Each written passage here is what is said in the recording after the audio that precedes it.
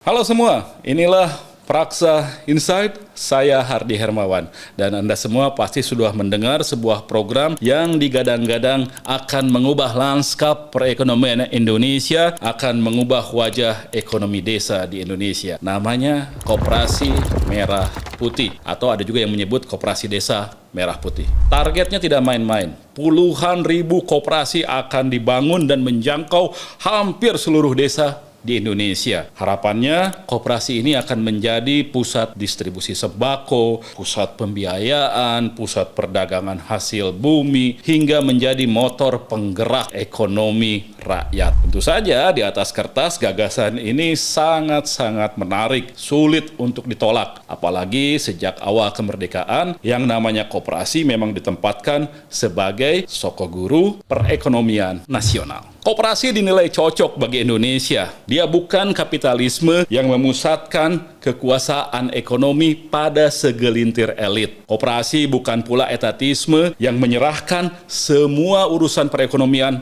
kepada negara. Koperasi adalah tentang gotong royong ekonomi, tentang bertemunya inisiatif rakyat-rakyat kecil untuk memperbaiki nasib mereka sendiri. Masalahnya sejarah Indonesia mengajarkan juga satu hal penting, yakni bahwa tidak semua program yang menggunakan label koperasi akan berakhir menjadi koperasi yang sehat. Di era Orde Baru, pemerintah juga pernah memiliki mimpi besar tentang koperasi. Maka lahirlah KUD, Koperasi Unit Desa. KUD ini pernah menjadi simbol pembangunan pedesaan, pernah mendapatkan berbagai fasilitas, pernah mendapatkan keistimewaan, dan mendapatkan dukungan negara secara optimal. Tapi kemudian era berubah, Orde Baru tumbang. Ribuan KUD kemudian tidak mampu bertahan. Banyak yang mati suri, menyisakan papan nama belaka. Jadi terlihat selama Orde Baru, KUD bermunculan, ternyata yang tumbuh bukan partisipasi ekonomi anggotanya,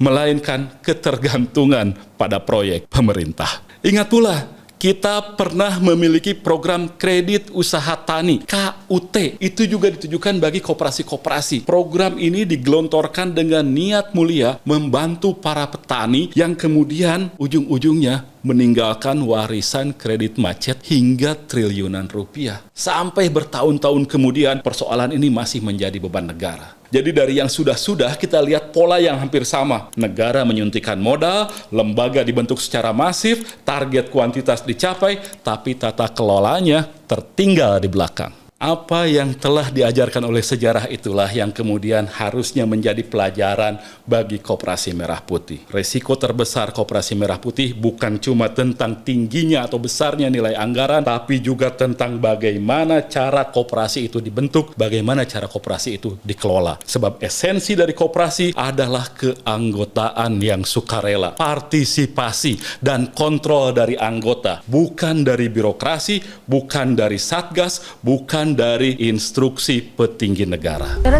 128 koperasi Desa Merah Putih siap beroperasi usai dibangun di 22 kabupaten dan kota yang tersebar di Nusa Tenggara Timur. Rencananya, Koperasi Desa Merah Putih akan dibangun di 3.442 desa dan kelurahan di NTT. Untuk mempercepat ini kerja keroyokan, melibatkan sebanyak itu lembaga, kementerian. Ini kerja besar, kolosal, karena ini memang menjadi proyek negara yang serius. Dan kemudian setelah itu dikeluarkan keputusan presiden.